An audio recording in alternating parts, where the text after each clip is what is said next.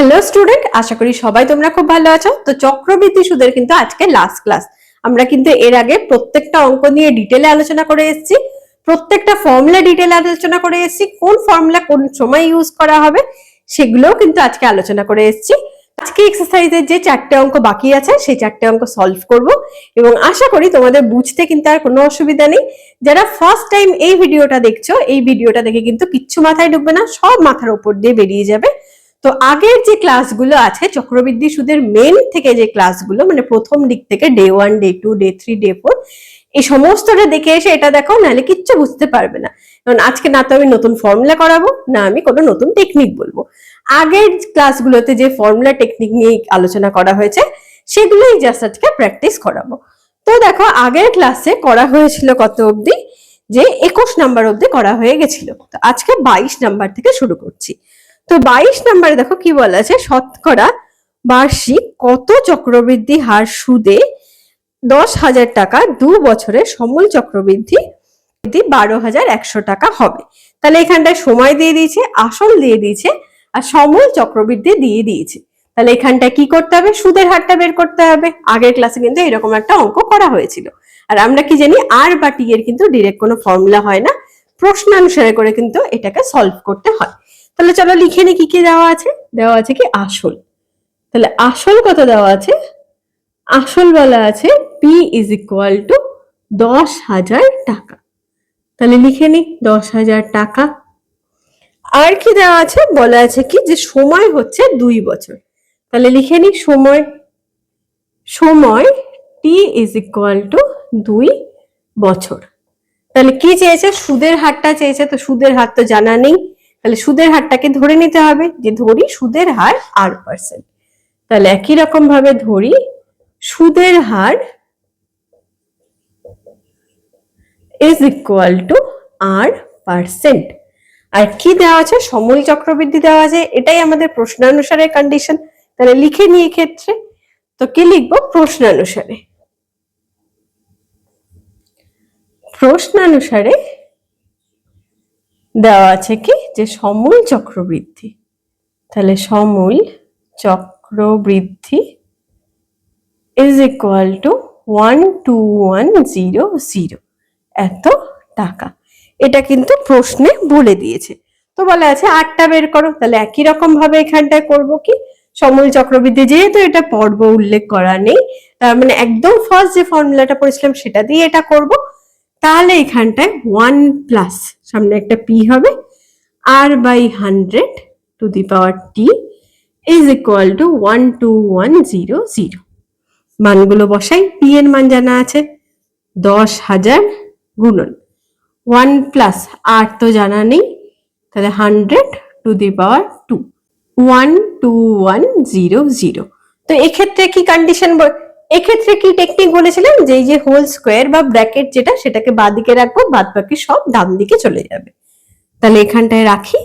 তাহলে 1 plus R/100 তার square is equal to 12100, নিচে 10000। তো দেখো সব থেকে সোজা কি 00 দুটো কেটে দিই। তাহলে এখানটায় কি স্কোয়ার আছে, তোমরা বলেছিলাম কি কোনো মতে এই সাইডেও স্কোয়ার করব, কারণ এই স্কোয়ারকে যদি ভেঙে দাও অঙ্ক বিশাল বড় হয়ে যাবে, সলভ করা পসিবল হবে না। তো যেহেতু এই সাইডে স্কোয়ার আছে, আমরা চেষ্টা করব কি এই সাইডটাকেও স্কোয়ার করার। তো দেখো এখানটায় আছে কি 121। 121 কার স্কোয়ার হয়, আমরা কিন্তু ছোটবেলা থেকে জেনে আসছি কি এটা হচ্ছে 11 স্কোয়ার হয়। আর 100 তো খুবই ইজি, 10 স্কোয়ার। তাহলে এখানটায় কি লিখছি, এখানে 1 প্লাস R/100 তার স্কোয়ার, এইদিকে কি লিখছি 11 স্কোয়ার, নিচে হচ্ছে 10 স্কোয়ার। যেহেতু দুটোর উপরে স্কোয়ার আছে, তাহলে টোটালটার উপরে স্কোয়ার লিখতে পারি। R/100 তার স্কোয়ার ইজ ইকুয়াল টু 11/10 পুরোটা স্কোয়ার। দুদিক থেকে কি করছি, স্কোয়ার স্কোয়ারকে ক্যান্সেল করে দিচ্ছি, কারণ এখানটায় তো নেগেটিভ কিছু হয় না। তাহলে এখানে 1 plus R/100 is equal to 11/10। কার মান দরকার, আর এর, তাহলে আর এই সাইডে থাক, R/100 এদিকে চলে গেল কি 11/10 প্লাস 1 ছিল এদিকে, তাহলে এই সাইডে গিয়ে -1। তাহলে এবার একটু ক্যালকুলেশন করি। তাহলে R/100 এখানে হয়ে গেল কি 10 লসাগু, তাহলে 11 - 10। তাহলে r/100 ইজ ইকুয়াল টু 1/10। তাহলে বজ্র গুণন করে দাও, 100টা এই সাইডে চলে গেল, 100 নিচে 10, তাহলে একটা 0 কেটে গেল, তাহলে থাকলো কি 10, অর্থাৎ 10%। তাহলে কি চেয়েছিল, সুদের হার কত? তাহলে অ্যান্সার হয়ে যাবে কি, যে সুদের হার 10%। ব্যাস, এই অবধি কিন্তু অঙ্কগুলো কিন্তু খুব ইজি। লাস্ট ক্লাস আজকে, আশা করি তোমাদের বুঝতে কিন্তু কোনো প্রবলেম হচ্ছে না এবং তোমরা আমার আগে ওটাকে কিন্তু সলভ করতে পারছো। 23 নম্বরে কি বলা আছে, বার্ষিক 10% চক্রবৃদ্ধি হার সুদে কত বছরে 50,000 টাকার সমূল চক্রবৃদ্ধি 60,500 টাকা হবে তা নির্ণয় করি। মানে আগেরটায় আর বের করতে দিয়েছিল, এটা টি বের করতে দিয়েছে, সেম জিনিস। তাহলে কি আসল দেওয়া আছে কত, আসল পি ইজ ইকুয়াল টু বলা আছে এখানটায় কত বলেছে কি 50,000 টাকা। তাহলে লিখে নি এটা 50,000 টাকা। কি দেওয়া আছে, সুদের হার, সুদের হার আর ইজ ইকুয়াল টু বলা আছে কত, যে 10%, আর কি সময়টা এখানটায় বের করতে দিয়েছে। তো আমরা কি জানি, সময়ের তো ডিরেক্ট কোনো ফর্মুলা হয় না, তাহলে ধরি সময় ইজ ইকুয়াল টু টি বছর। তাহলে এখানটা ধরে নিচ্ছি, তাহলে ধরি সময় ইজ ইকুয়াল টু টি বছর। আর অঙ্কে কি দেওয়া আছে, সমূল চক্রবৃদ্ধিটা দেওয়া আছে, তাহলে প্রশ্নানুসারে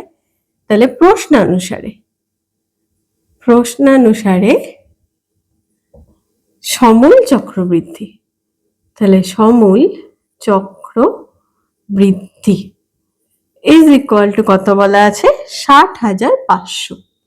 তাহলে 60,500 এত টাকা। তাহলে আমরা কি জানি, সমূল চক্রবৃদ্ধি ফর্মুলা জানি, পর্ব বলা নেই, তার মানে একদম ফার্স্ট ফর্মুলাটা। তাহলে এখানটায় কি P into 1 plus r/100 to the power T is equal to 60500।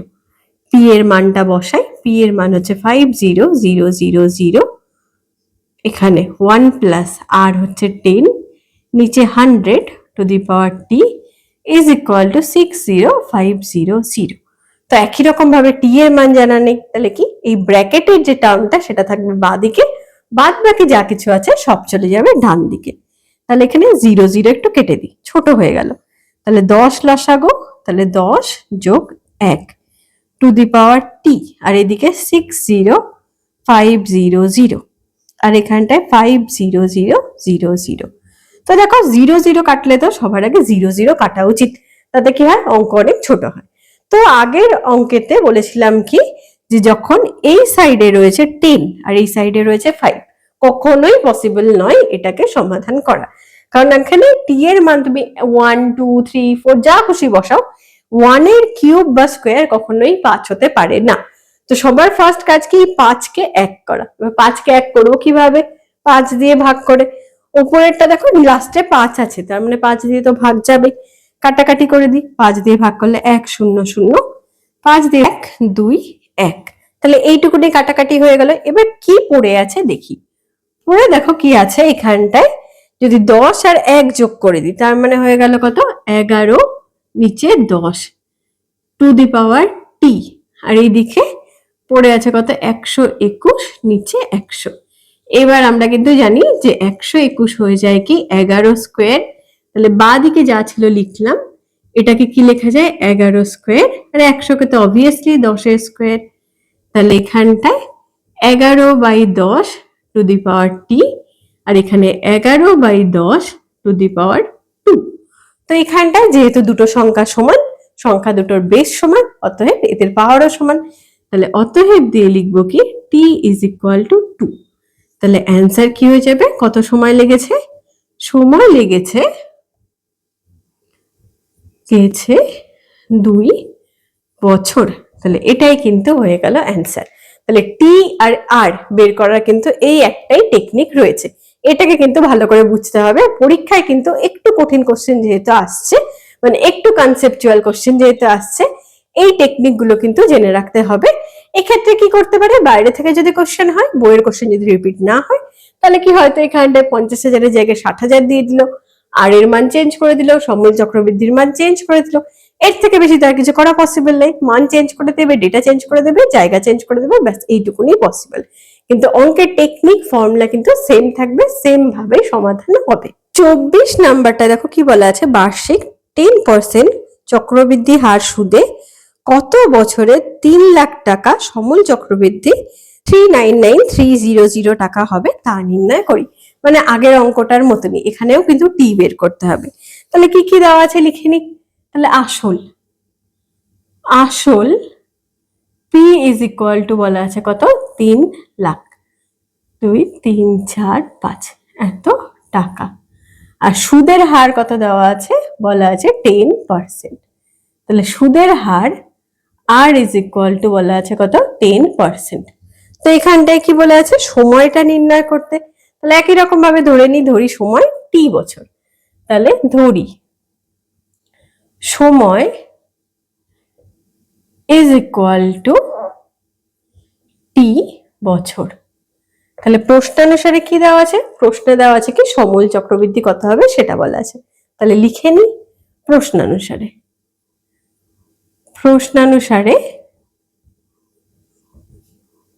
p into 1 plus r by 100 to the power t is equal to দেওয়া আছে 399,300। এটা কিন্তু প্রশ্নে দেওয়া আছে।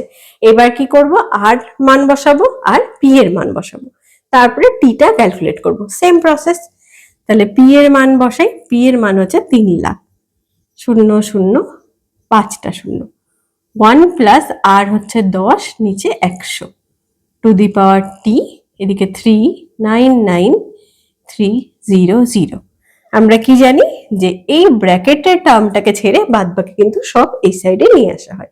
0 0 কেটে দিয়েছি এখানটায়, তাহলে লসাগু হয়ে গেল 10, তাহলে 10 যোগ 1 টু দি পাওয়ার টি, আর এই সাইডে 399,300, আর এখানটায় কত হয়ে যাবে 300,000।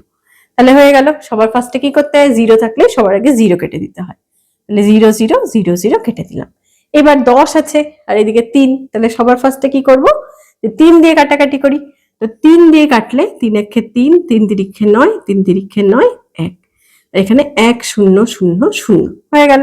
কি পড়ে থাকছে সেটা লিখে নি। তো দেখো পড়ে আছে কত, এদিকে 11/10 টু দি পাওয়ার টি, আর এই সাইডে কত থাকলো 1331, আর নিচে 1000। দেখো এখানটায় 3টে 0 আছে, তার মানে এটা 10-এর কিউব। ওপরেরটা কি 11-এর কিউব, আমরা 11 স্কোয়ার জানি কি 121, তাহলে 121 কে 11 দিয়ে গুণ করি, তাহলে 121 গুণন 121, তাহলে 1331। তাহলে দেখো ওপরে যে সংখ্যাটা আছে এটা কিন্তু 11-এর কিউব হয়ে যাচ্ছে। তাহলে এখানটায় কি বসিয়ে দিই এটাকে, তাহলে কি হচ্ছে এখানে 11/10 টু দি পাওয়ার টি, আর এখানে 11-এর কিউব, আর এটা হয়ে গেল কি 10-এর কিউব। তাহলে লেখা কি যায় 11/10 টু দি পাওয়ার টি, আর এখানে 11/10 তার কিউব। তাহলে প্রশ্নানুসারে তাহলে কি হয়ে যাবে, যেহেতু বেস সমান সংখ্যা সমান, তার মানে পাওয়ার গুলোও সমান, তার মানে টি ইজ ইকুয়াল টু হয়ে গেল কি 3 বছর। তাহলে এটাই হয়ে গেল অ্যান্সার। তাহলে সময় লাগবে কত, 3 বছর। 25 নাম্বার অঙ্কটায় কি বলা আছে, 25 নাম্বারটা কিন্তু কোষে দেখি 6.1 এর লাস্ট অঙ্ক। কি বলা আছে দেখো, সুদের পর্ব 6 মাস। তার মানে কি, এই যে থার্ড যে আমরা ফর্মুলাটা পড়েছিলাম যে কিছু মাস পর পর যদি সুদ দেয় তাহলে সেক্ষেত্রে কি হবে, মানে এন ইন্ট্রোডিউস করে যে ফর্মুলাটা ছিল সেটার কথা এখানে বলা আছে।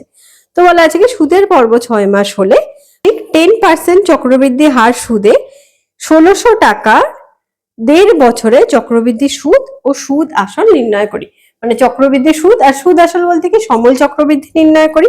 তাহলে ফার্স্টে কি করব, এনটা ক্যালকুলেট করি।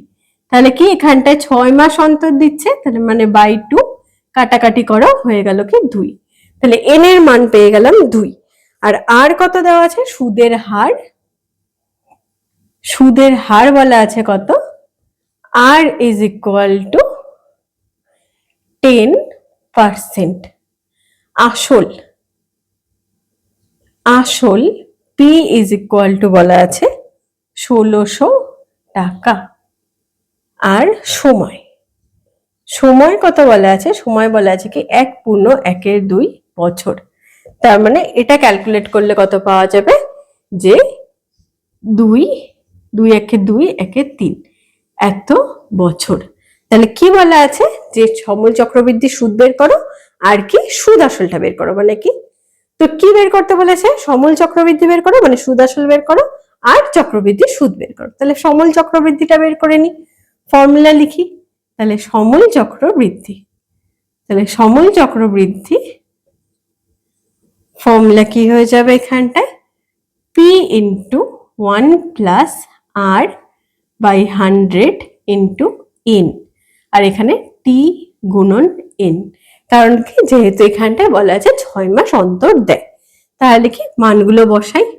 1600, এখানে 1 প্লাস আর এর মান 10, 100 গুণন 2 টু দি পাওয়ার 3/2 গুণন 2। এবার দেখো কাটাকাটিতে এই 2 কেটে যাচ্ছে, এখানটায় 0 0 কেটে দিই, তাহলে কি থাকলো এখানে 1600, এখানে লসাগু করে দাও, তাহলে 20 হয়ে গেল লসাগু, তাহলে 20 যোগ 1 টু দি পাওয়ার 3, তার মানে 1600, এখানটায় কি 20 ওপরে 21, পাওয়ার 3 মানে কি 3 বার আছে, তাহলে লিখি একবার 21 গুণন 21, আর নিচে কি 20 গুণন 20। তো যেহেতু কাটাকাটি করেই ফেলেছি, তো দেখি আর কতটা ছোট করা যায়। তো এখানটায় কি দুটো শূন্য আছে, তাহলে 0 0, এদিকে 0 0 কাটি, 2 দিয়ে 16কে কাটি তাহলে 8, আবার 2 দিয়ে 8কে কাটি 4, আবার এখানটায় দেখো কাটলে হয়ে যাচ্ছে 2 আর নিচে হয়ে যাচ্ছে 10। এই 10কে আর কাটবো না, 10 চলে এসছে মানে আমি পয়েন্টে বসাতে পারবো এখানে। তাহলে কি গুণ করে দিই, কি পড়ে থাকলো, তাহলে 21 গুণন 21, তাহলে 21 গুণন 2 4, তাহলে 1 4 4, এটাকে আবার গুণ করতে হবে কি 21 দিয়ে, তাহলে গুণন 21, তাহলে 4 4 1 গুণন 2 8 8, তাহলে 1 6 12 2 হাতে থাকলো 1 9, তাহলে এটা হয়ে গেল কি 21 দিয়ে গুণ, আর এখানটায় 2 ছিল, তাহলে এই 2টা দিয়েও গুণ করে নি, তাহলে গুণন 2, তাহলে 2 6 2 12 হাতে থাকলো 1 4 1 5 18 হয়ে গেল। কিন্তু এখানে নিচে একটা 10 ছিল, তার জন্য একটা পয়েন্ট আসবে, তাহলে কত হয়ে গেল এখানটায় 1852.2 এত টাকা। তাহলে এটা কি হয়ে গেল, এটা হয়ে গেল কি সুদ আসল মানে সমল চক্রবৃদ্ধি। কিন্তু কি চেয়েছিল, যে চক্রবৃদ্ধি সুদ লেখো, তাহলে বের করে নি। আমরা কি জানি, চক্রবৃদ্ধি সুদ বের করতে হলে জাস্ট আসলটাকে বিয়োগ করে দিলেই হয়। তাহলে চক্রবৃদ্ধি সুদ, চক্রবৃদ্ধি সুদ ইজ ইকুয়াল টু হচ্ছে সমল চক্রবৃদ্ধি মানে 1852.20 লিখে নিই, দেখতে সুন্দর লাগে, টাকা বিয়োগ আসল কত ছিল 1600 এত টাকা। তো এখানটা বিয়োগ করে নি, তাহলে কত হচ্ছে এখানে 1852.20 আর 1600.00, তাহলে এখানে 02.252, তাহলে কত হয়ে গেল 252.20 এত টাকা। তাহলে এখানটায় দুটোই চেয়েছিল, যে সমল চক্রবৃদ্ধি কত হবে, অর্থাৎ সুদে আসলে কত হবে আর চক্রবৃদ্ধি সুদ কত হবে। তাহলে লিখে নি অ্যান্সার। তাহলে কি লিখবো, সমল চক্রবৃদ্ধি, তাহলে সমল চক্রবৃদ্ধি is equal to 1852.20 এত টাকা, আর চক্রবৃদ্ধি সুদ, চক্রবৃদ্ধি সুদ is equal to 252.20 টাকা। ব্যাস, এই দিয়ে কিন্তু চক্রবৃদ্ধি সুদ অর্থাৎ 6.1 এর কিন্তু সবগুলো অঙ্ক করা হলো। আশা করি তোমাদের চক্রবৃদ্ধি সুদ আর সরল সুদের মধ্যে কোনো প্রবলেম নেই। এবার পরের যে ক্লাসগুলো হবে সেই ক্লাসে কি সমহার বৃদ্ধি হ্রাস, মানে ওখানটায় হ্রাসও হবে। এখানটায় কিন্তু টাকা রাখলে ব্যাংকে কখনো নেগেটিভ হয় না, মানে কি কমে যায় না টাকাটা, সবসময় টাকাটা বাড়ে। তো এখানটায় কিন্তু কখনো আমরা হ্রাস করিনি, এখানে সবসময় বাড়িয়েছি। পরের যে চ্যাপ্টার সমহারে বৃদ্ধি হ্রাস, সেখানে কিন্তু বাড়বেও, বাড়ার সময় সেম ফর্মুলা ইউজ হবে, শুধু কমার সময় অন্য ফর্মুলা ইউজ হবে। তাহলে কি ফর্মুলা ইউজ হবে সেটা আমরা পরের ক্লাসে আলোচনা করব। আজকের ক্লাসটা এই অবধি। চক্রবৃদ্ধি অঙ্কগুলো খুব ভালো করে প্র্যাকটিস করো, এবং কি ভিডিওটা যদি ভালো লেগে থাকে অবশ্যই লাইক করে দিও আর চ্যানেলটাকে সাবস্ক্রাইব করে রেখো, যাতে বোর্ডের জন্য যে ইম্পর্টেন্ট অঙ্কগুলো সেগুলো যখন আমি তোমাদের সাথে শেয়ার করব তোমরা যেন নোটিফিকেশনটা খুব তাড়াতাড়ি পেয়ে যাও, বোর্ডে যে এক্সাম হবে সেখানে একটা খুব সুন্দর স্কোর করতে পারো। তো দেখা হচ্ছে পরের ক্লাসে। Thank you for watching.